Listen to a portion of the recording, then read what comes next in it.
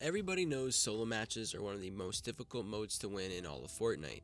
Solo matches test a player's game sense, ability to build, accuracy, and just overall staying alive without the assistance from their teammates. A lot of players are extremely talented in a team-oriented setting, but put them by themselves in a solo match and suddenly their skills go out the window. If this sounds like you, or you're just looking to body the competition in solo matches, this video is for you.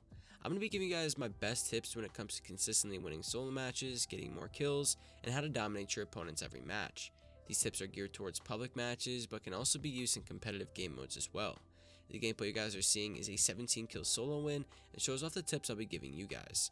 Before we get started with the video, comment down below and tell me what games you play other than Fortnite. I've been playing some Rocket League recently as a way to relax when Fortnite has me stressed, because it's been pretty stressful these past few weeks. Anyway guys, let's get right into the video. We're going to start this video off talking about awareness in solo matches and why it's important. It's important to know everything that's going on around you. Players could push you from your blind spots, your materials could be low and you might not know it, so it's very important to always keep track of every situation you get into.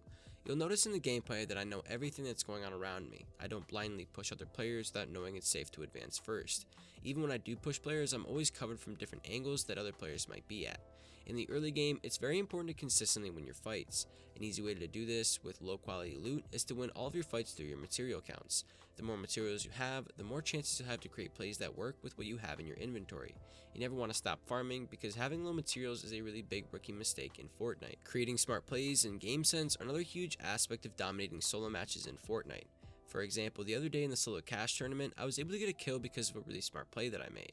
I landed lucky landing and 3 other players did as well. I killed the 2 that were near me, and the 3rd player came up from behind me and shot at me.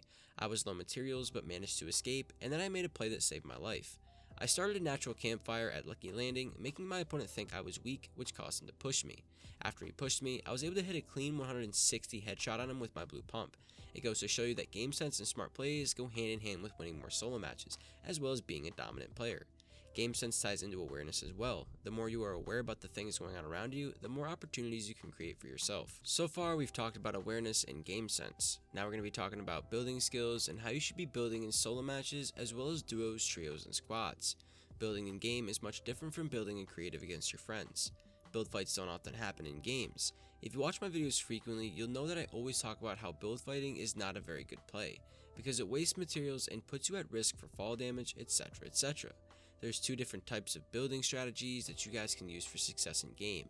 The first strategy is called base fighting. Base fighting is one of the most tactical strategies in game, and if you can use it right, you'll throw a lot of your opponents off guard this way.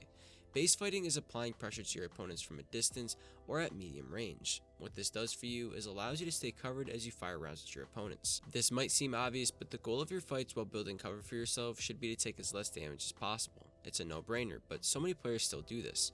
Taking shots without some form of cover or defense is one of the biggest mistakes any player can make in Fortnite. The second strategy is something I like to call offensive building.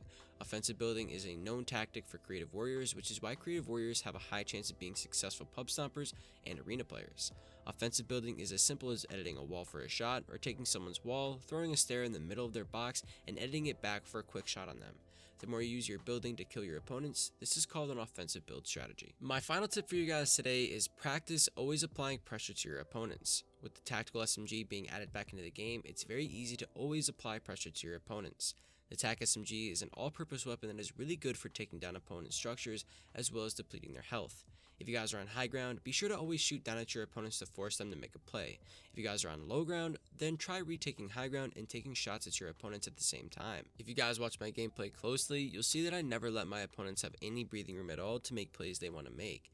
I don't want to allow them to make a play that could do any amount of damage to me or give them the advantage. It's important that you guys dictate the fights you're in solo matches, as it's going to be very difficult for any player to do anything against you at all.